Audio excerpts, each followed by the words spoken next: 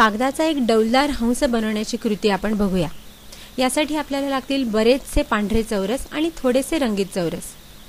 सुरुवातीला एक चौरस घ्या, त्याची निम्म्याने घडी घाला आणि तो कापून घ्या। या हंसाच्या प्रत्येक युनिटला आपल्याला निम्मा चौरस लागणार आहे। आता एक निम्मा चौरस घ्या आणि लांबीकडून त्याची निम्म्याने घडी घाला आणि मग रुंदीकडूनही घाला।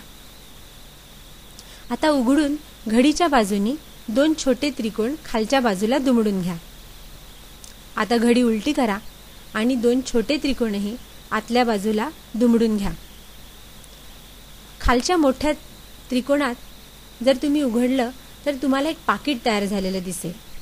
वरचे छोटे त्रिकोणी फ्लॅप्स या पाकिटात तुम्ही अडकवून टाका।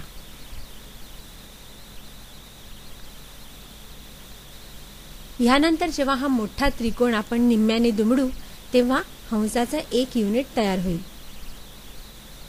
या प्रत्येक युनिटला दोन पाय आहेत आणि त्याच्या विरुद्ध बाजूला दोन छोटी पाकिटही आहेत। अशी साधारण 500 युनिट्स आपल्याला तयार करावी लागतील। यातली बरीचशी पांढरी असावीत आणि थोडीशी रंगीत। प्रत्येक युनिटचे पाय दुसऱ्या युनिटच्या पाकिटांमध्ये घालून सुरुवातीला एक माळसारखी तयार करा आणि नंतर ही साखळी एकमेकांच्यात अडकवून त्याचा छानसा गोल तयार करा। हा गोल आपल्या हंसाचा बेस असणार आहे। नंतर अजून थोडी युनिट्स एकमेकांमध्ये सरळ एका मागोमाग एक अडकून आणि मग या माळेला एक छानसा डौलदार बाक देऊन हंसाची मान तयार करा। हंसाच्या चोचीसाठी एक काळ्या रंगाचं युनिट शेवटी लावा आणि दोन छानसे डोळेही चोचीवर चिकटवा। आता अजून थोडी युनिट्स एकमेकांमध्ये अडकवत जा आणि थोड्या रंगीतही युनिट्सची चांगलीशी रचना करून हंसाचं शरीर, पंख आणि शेपटी तयार करा।